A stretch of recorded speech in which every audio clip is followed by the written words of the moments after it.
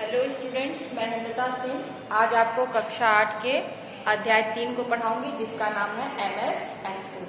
तो बच्चों, पिछले भाग में मैंने आपको बताया था जो है फार्मूला के बारे में और एक्सेल के जो घटक होते हैं उनके बारे में बताया था। तो फार्मूला जो है गणना करने की विधि होती है और कोई भी फार्मूला जब अप्लाई होता है तो उसमें कुछ चीज़ों का हमें ध्यान रखना पड़ता है। यहाँ पे जो इनबिल्ट फार्मूले हैं जिनका प्रयोग कंप्यूटर खुद ही करता है, तो उसका प्रथमता का क्रम क्या होता है उसके बारे में भी मैंने आपको बताया था।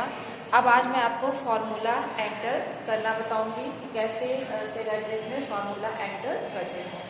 तो सेल एड्रेस या वास्तविक वैल्यू का प्रयोग फार्मूला एंटर करने के लिए किया जाता है कि आप जैसे कोई नंबर लिखना हो तो नंबर को लिख के ही आप फार्मूला एंटर कर सकते हैं, या तो आप जो है सेल एड्रेस देके फार्मूला एंटर किया जा सकता है। जैसे आप यहाँ पे ये आपकी एक्सेल वर्कशीट है और ये जो है कॉलम है ABCD और इधर जो है रो है 3 4 5। तो यहाँ पे और भी नंबर ऑफ रो जो कॉलम है, तो यहाँ पे जब भी आप नंबर लिखेंगे, जैसे यहाँ पे 4 लिखा है, यहाँ पे 8 लिखा है, यहाँ पे 3 है, अब इनको मुझे ऐड करना है। तो ऐड करने का 3 नंबर को ऐड करना है, तो मैं डायरेक्ट या तो इक्वल टू फॉर्मूला करके 4 + 8 + 3 लिख के इसको ऐड कर सकती हूँ, या तो मैं इसको सेल एड्रेस लिख के भी ऐड कर सकती हूँ। जैसे ये क्या है, B1 में है, B कॉलम है, रो 1 है, तो B1 + B2 + B3 करके भी इसको जो है ऐड किया जा सकता है। या तो हम जो है वैसे इसके जो खुद के फंक्शन है उसको अगर उसका उपयोग करते हैं, तो यहाँ पर मैं केवल B1 और B3 का एड्रेस लिखूँगी, तो यहाँ जो है तभी आपका नंबर ऐड हो जाएगा। तो ऐसे ही फार्मूला एंटर करने के लिए जो एड्रेस विधियाँ हैं, 3 प्रकार की एड्रेस विधियों का प्रयोग किया जाता है। पहला है रिलेटिव एड्रेस विधि।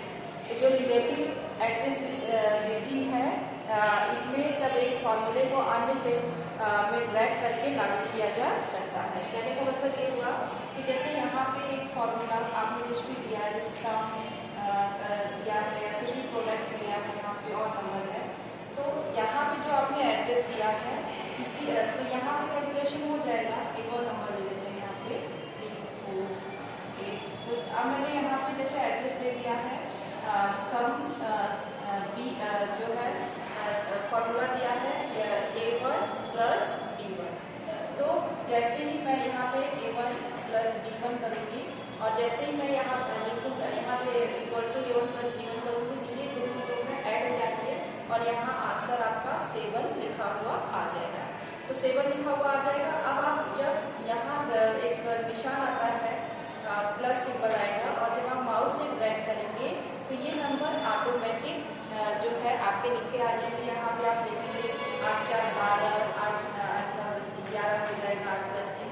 तो ये ऑटोमेटिक आपने सेल एड्रेस के लिए A1 B1 कर दिया, लेकिन ये A2 + B2 ऑटोमेटिक ले लेगा, A3 + B3 ऑटोमेटिक लेके यहाँ जो सम जो है फाइंड कर देगा ये होगा। तो ये कहलाता है रिलेटिव एड्रेस विधि, कि जब एक फार्मूले में हम सेल जो है एक सेल में एड्रेस को लिखते हैं, एक जगह फार्मूला लिखेंगे, जब उसको ट्रैक करेंगे तो बाकी सेल जो के एड्रेस को वो अपने आप ले लेगा और जो है सभी का जो है कैलकुलेशन कर देता है। तो ये कहलाता है रिलेटिव एड्रेस विधि। दूसरा है एब्सोल्यूट एड्रेस विधि। इस विधि में जब फार्मूला एक अन्य सेल में लागू करने के लिए ट्रैक किया जाता है तब यह स्थायी रहता है। तो इन जो है इसमें जब फार्मूला एक अन्य सेल में लागू करने के लिए हम इसको जो है ट्रैक किया जाता है तब ये स्थायी रहता है। कहने का मतलब हुआ कि जब हम फार्मूला कोई भी फार्मूला हम लिखेंगे, तो जब हम इसको ट्रैक करेंगे, जैसे यहाँ पे आपने 3 + 4 किया, 7 आया, तो यहाँ पे जब भी आपने फार्मूला लिखा और इसको ट्रैक करेंगे तो ये जो 7 आया सभी में आ जाएगा। तो ये कहलाता है एब्सोल्यूट एड्रेस विधि। एक बार में क्या होगा, जो रिलेटिव एड्रेस विधि है इसमें कुछ फंक्शंस हम उपयोग करते हैं, उसको जब हम ट्रैक करते हैं तो क्या होगा कि सभी फंक्शन को अगर सेम काम करना है ऐड करना तो ऑटोमेटिक कंप्यूटर ले लेता है। लेकिन कुछ फार्मूले हम आप ऐसे देते हैं इसमें कि जो है जब हम एक जगह फार्मूला लिखेंगे उसको ड्रैग करेंगे तो सेम जो नंबर यहाँ ऐड हुआ है वही जिसके साथ यहाँ पे आया था जाके सब जगह साथ साथ प्रिंट हो जाता है। तो इस तरह से हम एब्सोल्यूट एड्रेस विधि का प्रयोग करते हैं। मिक्स्ड एड्रेस विधि है यह विधि जो इस विधि में हम रो या कॉलम संख्या में से किसी एक को स्थिर कर सकते हैं और दूसरे में बदलाव स्वतः ही होते हैं। जब फार्मूले को एक सेल से अन्य सेल में ड्रैग करके लागू करते हैं तो रो या कॉलम को स्थिर करने के लिए हम रो या कॉलम की वैल्यू से पहले डॉलर चिन्ह का प्रयोग करते हैं। तो यहाँ पे जो भी रो कॉलम की वैल्यू निश्चित करनी है वहाँ पे जैसे यहाँ पे आपको बी की कॉलम की वैल्यू निश्चित करनी है तो यहाँ पे क्या रखेंगे आप बी डॉलर और ये 1 है तो बी डॉलर 1। इस तरह से जो भी फार्मूला लिखा जाएगा और आपको ध्यान है जब भी आप फार्मूला लिखेंगे इक्वल टू साइन लेकर लिखते हैं। तो ये 3 विधियाँ हैं जिसमें से एक में तो हम डायरेक्ट पूरा ट्रैक करते हैं जिसमें सब अपने आप जो एड्रेस बदल जाता है जिसको रिलेटिव एड्रेस विधि बोलते हैं। दूसरे में एब्सोल्यूट एड्रेस विधि होती है कि जहाँ पे एक ही फार्मूला जो है पूरे पे अप्लाई होगा और सेम जो है रिजल्ट प्रिंट होगा। और तीसरा है मिक्स्ड एड्रेस विधि, इसमें जो है एक को स्थिर कर देते हैं बाकी को जो है चेंज करके एडिशन कॉलम या रो को हमारे ऊपर डिपेंड है कि क्या जो है स्थिर कर रहे हैं। इसके बाद आता है फार्मूला में सामान्य त्रुटियां।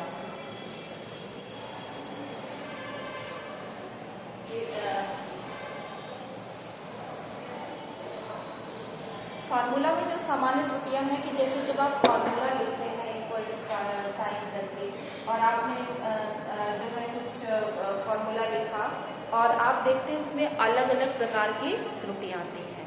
तो जब आप जैसे आपने कोई फार्मूला लिखा और त्रुटि के रूप में आपने सेल जो है आपने सेल में इक्वल टू समथिंग कोई फार्मूला लिखा और त्रुटि के रूप में जो है आपको इस तरह से हैश और जो है 4 बार इस तरह से हैश लिखा हुआ दिख रहा है।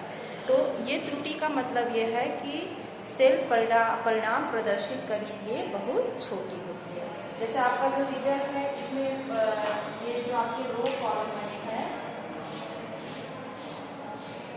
तो अगर इसकी साइज बहुत छोटी है तो यहाँ पे आप इक्वल टू करके फॉर्मूला देंगे और यहाँ जगह कम है तो वो अगर इस तरह से त्रुटि देगा कि जो भी आपने फार्मूला लिखा है वो सेल जो है परिणाम प्रस्तुत करने के लिए जो है बहुत ही छोटी साइज है उसकी। फिर कभी कभी आप जब फार्मूला एंटर करते हैं तो इस तरह की त्रुटि आती है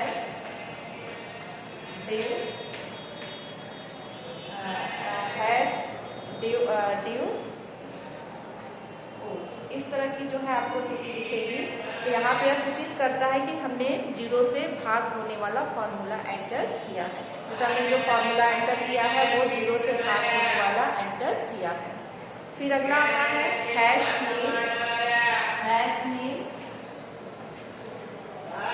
नेम जो है वो हैश नेम यह सूचित करता है कि ये फंक्शन जो नाम प्रयोग कर रहा है उसे एक्सेल नहीं पहचानता है। कि भाई कभी कभी क्या होता है जैसे आपने कोई फंक्शन लिखा और उसका नाम जो है गलत है, आपने सही नाम नहीं लिखा है जो एक्सेल में प्री डिफाइंड फंक्शन है तो वहाँ पे आपको देगा कि यह सूचित करता है कि फंक्शन जो आप नाम प्रयोग कर रहे हैं उसे एक्सेल नहीं पहचानता, एक्सेल में उसका प्रयोग नहीं किया गया है। फिर आपको त्रुटि कभी कभी मिलती है रैंक इस तरह से ये नॉट का सिंबल आता है। इस तरह की अगर त्रुटि दिखाई देती है तो ये त्रुटि यह सूचित करती है कि फार्मूला जिस सेल को संबोधित कर रहा है उपस्थित नहीं है। तो और अगर आपको यहाँ पे कि जिस आपने अगर फार्मूले में सेल का जो एड्रेस दिया है अब वो सेल एड्रेस है ही नहीं तब जो है आपको इस तरह की त्रुटि देगा कि फार्मूला जिस सेल को संबोधित कर रहा है वो उपलब्ध नहीं है। फिर अगर आपकी इस तरह की वैल्यू आती है हैश वैल्यू, इस तरह की त्रुटि, ये सभी आपके त्रुटियों के प्रकार हैं कि जब आप फार्मूला एंटर करके अपनी कैलकुलेशन करते हैं एक्सेल में गणनाएं करते हैं लेकिन कभी कभी आप कुछ गलतियां करते हैं तो उन गलतियों में ये कई प्रकार की त्रुटियां देता है और ये त्रुटियां किस प्रकार की दे रहा है जैसे आपने गलती की होगी उसके अनुसार ये त्रुटि देता है। तो अगर हैश वैल्यू देता है तो हैश वैल्यू नॉट किस तरह से आता है लिखा हुआ, तो ये यह सूचित करता है कि फार्मूला एक ऐसी सेल को संबोधित कर रहा है जिसमें टेक्स्ट है, जो है उस फार्मूले में टेक्स्ट का प्रयोग किया गया है। फिर अगर hash N hash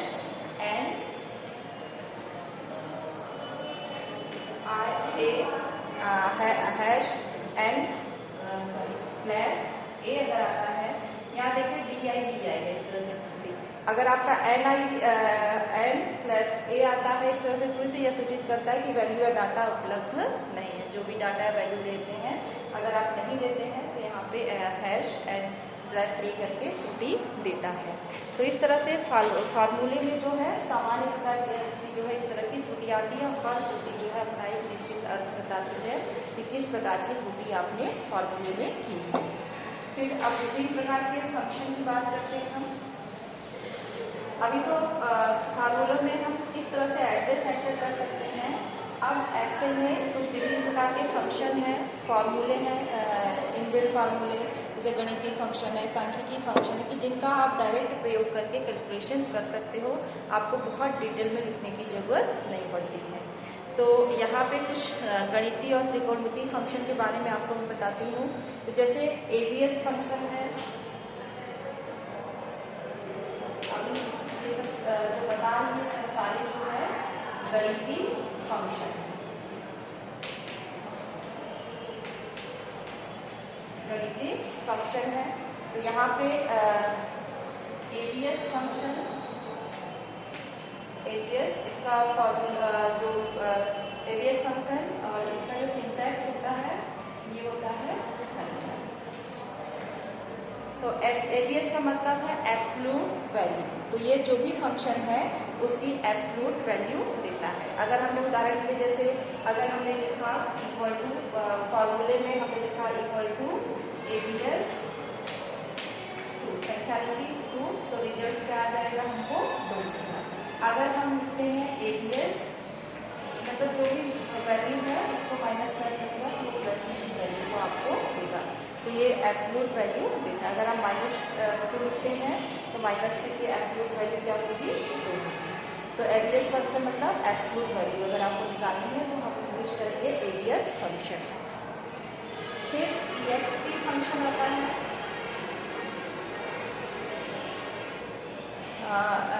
EXP function means exponent या संख्या की घात ई की वैल्यू प्रदर्शित करता है।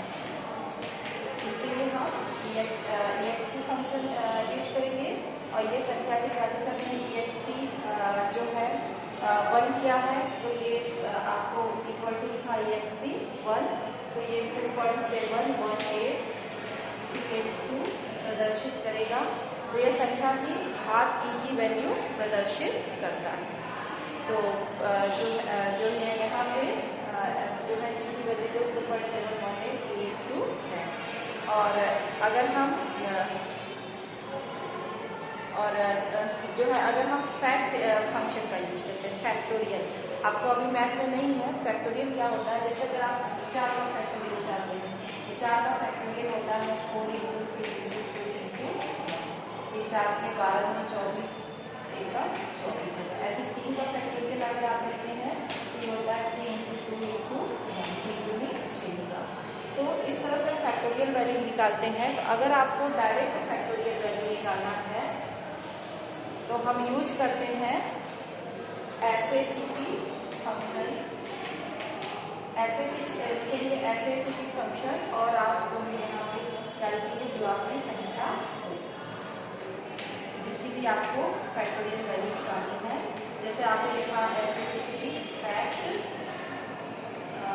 5, तो फैक्टर 5 की आपको जो है वैल्यू आंसर आपका आ जाएगा 130। आपको जो सेल में लिखा हुआ आएगा 120। इस तरह से हम डायरेक्ट फैक्टोरियल को मल्टीप्लाई करने की जरूरत नहीं पड़ती है। कंप्यूटर यहाँ पे ऑटोमेटिक मल्टीप्लाई करके आपके लिए आंसर ला देता है।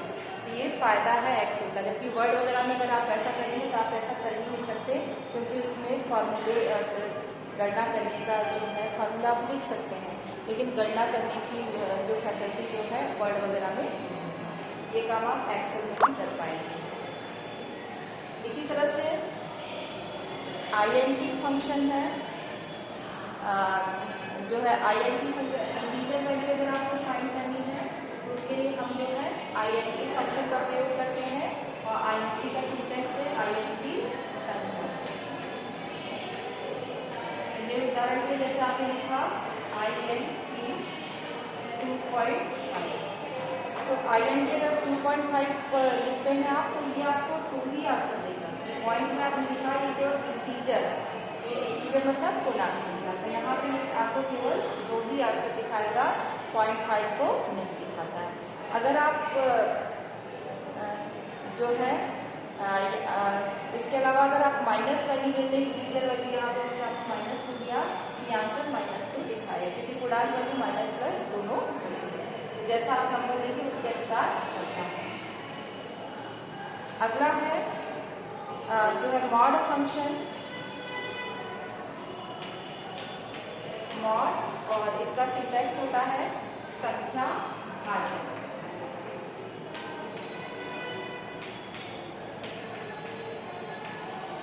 संख्या भाजक, यहाँ ये मॉड फंक्शन का अगर इसको इक्वल जो है यहाँ पे मॉड फंक्शन का ये मतलब हुआ कि अगर आप किसी भी संख्या को भाग देते हैं तो उसका रिमाइंडर कितना बचेगा, शेषफल कितना बचेगा।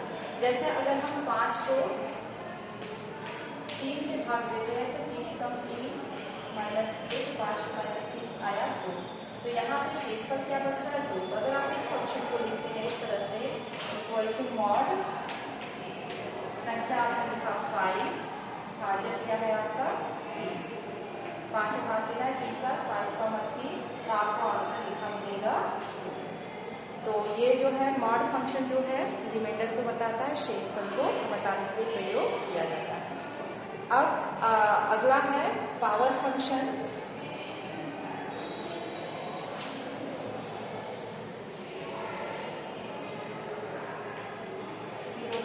या पावर, अगर आपको किसी संख्या की घात निकालनी है, जैसे आपको 5 की घात जो है 2 निकालनी है, तो आप तो वैसे नॉर्मली ऐसे कर देते हैं और करते हैं इस तरह से, लेकिन यहाँ पे अगर आप फार्मूला का प्रयोग करना चाहते हैं तो आप जो है यहाँ पे इसका सिंटैक्स होगा पावर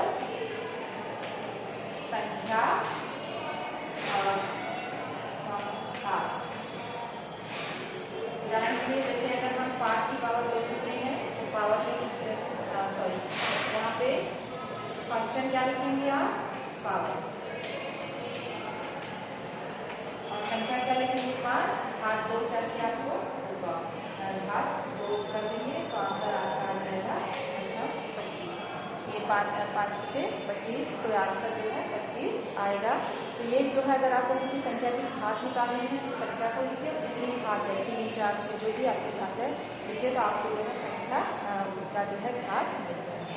इसके बाद आता है प्रोडक्ट। प्रोडक्ट मतलब गुणा।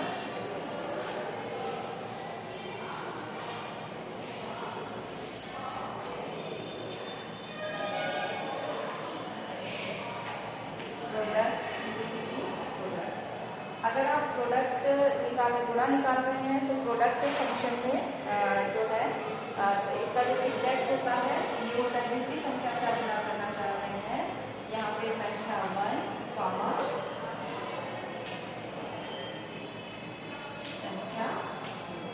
संख्या 1, संख्या 2, मतलब अगर इसे 2 संख्याओं का गुणा करना चाहते हैं तो दोनों को एडजस्ट यहाँ पे मैंने लिखा प्रोडक्ट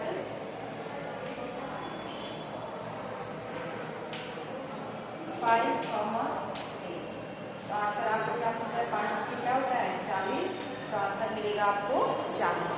तो इस तरह से हम प्रोडक्ट निकालते हैं फॉर्मूला देके। और जो है अब निकालना है आपको कोशेंट, मतलब भागफल कितना आता है। भागफल को हम कोशेंट बोलते हैं। तो अगर किसी संख्या का हमें ये निकालना है कि भागफल कितना, जैसे हमने 5 में जो है 3 का भाग दिया तो 3 एकम 3 कितनी बार गया, 1 बार। तो ये जो हम किस फंक्शन से निकालेंगे, कोशेंट जो है इसका क्वेश्चन के लिए जो है सिंटैक्स होगा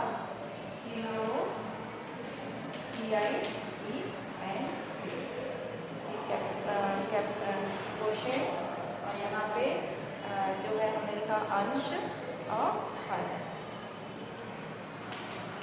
अंश आप लिखने में अंश मतलब जिसमें भाग दे रहे हैं, हल जो भी आपका जिस संख्या से आप भाग दे रहे हैं। तो यहाँ पे जैसा मैं लिखा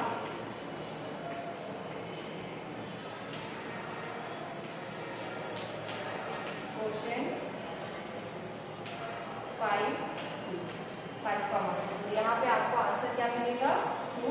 जैसे 5 में अगर आप 2 का भाग देते हैं तो आंसर मिलेगा 2 दूनी 4। कितनी बार भाग गया 2 बार। तो यहाँ पे आंसर आपको जो है 2 दिखाएगा। तो इस तरह से आप किसी संख्या को जो है इसका क्वेश्चन निकाल सकते हैं। और ये इसके बाद आता है राउंड फंक्शन।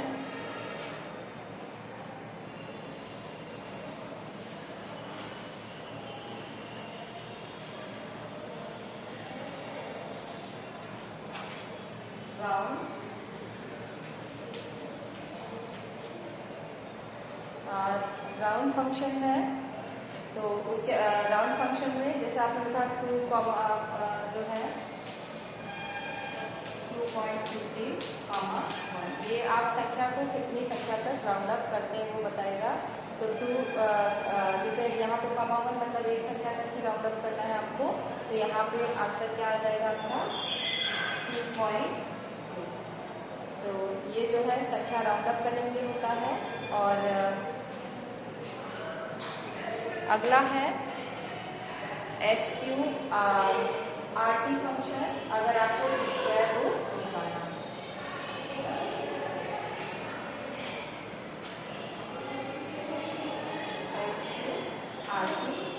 तो SQRT फंक्शन का जो सिंटैक्स है वो लिखा। अगर हमने इक्वल टू लिखा हमने SQRT पर यहाँ 16 क्या आप जो भी संख्या लिखना चाहते हैं जिसका भी आप स्क्वायर रूट निकालना चाहते हैं। स्क्वायर रूट को हम हिंदी में वर्गमूल कहते हैं।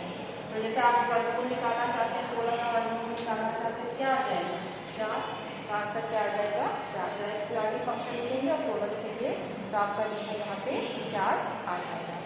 फिर आता है सम जो है फंक्शन। अगर आप संख्याओं को जोड़ना चाहते हैं तो जो है इसके लिए हम सम फंक्शन का प्रयोग करते हैं। सम सिंटैक्स है संख्या 1 जो भी आपको देना चाहते हैं, संख्या 1 संख्या 2।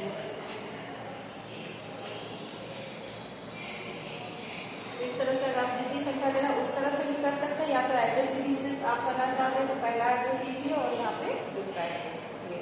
तो ये सम अगर आप करना चाह रहे हैं तो ये जैसे यहाँ सम 5 और 8 का सम करना चाहते हैं तो इस तरह से लिखेंगे तो आंसर आपका क्या आ जाएगा 13। 8 और 5 का जो कितना होता है 13। इसी एक तरह से अब अगर हमें कोण का मान निकालना है कि जैसे cos थीटा sin थीटा, आपने ज्यामिति फंक्शन जो है नाम सुने होंगे ज्यामिति के बारे में। तो यहाँ पे त्रिकोणमिति फंक्शन के जो है यहाँ पे ज्यामिति में त्रिकोणमिति फंक्शन जो आते हैं उसके बारे में cos sin थीटा के बारे में सुना होगा। तो आपने अगर cos की वैल्यू निकालनी है cos थीटा की तो यहाँ पे जो सिंटैक्स होता है cos और ये आपका संख्या होगा। तो इसको हम इस तरह से लिखते हैं cos जैसे संख्या है हमारी 1.047। इस तरह से लिखते हैं कि ये प्रदर्शित करेगा आपको 0.500171। ये कॉस की वैल्यू देगा। और अगर आप जो है थीटा जो है tan थीटा की वैल्यू चाहते हैं, टेंजेंट वैल्यू अगर आप देना चाहते हैं तो इसको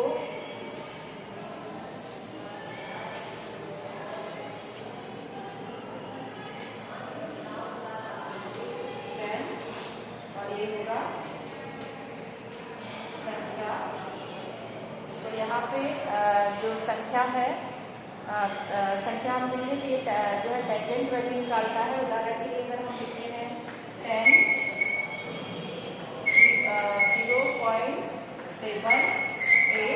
0.785, तो ये आपको जो है टेंजेंट वैल्यू जो है 0.9922 देगा, जो कि बराबर होगा 0.99। तो और अगर आप साइन थीटा की वैल्यू चाहते हैं तो जो है उसका भी सिंटैक्स क्या होगा, साइन आप लिखेंगे और यह दिए गए कोड की साइन वैल्यू देता है। और जो है एक उदाहरण बताते हैं इसमें, जैसे आपने लिखा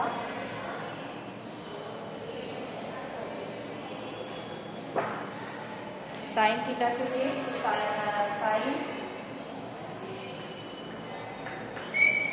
थीटा इस तरह से, तो यह लगभग आपको जो है 0 वैल्यू देगा। और अगर